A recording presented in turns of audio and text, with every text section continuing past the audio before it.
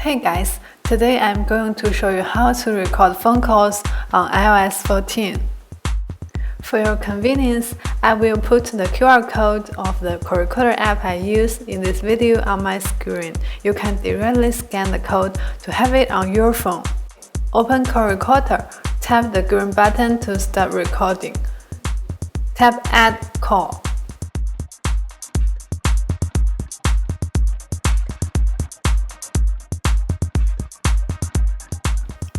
Tap Merge Calls. Now your call is being recorded.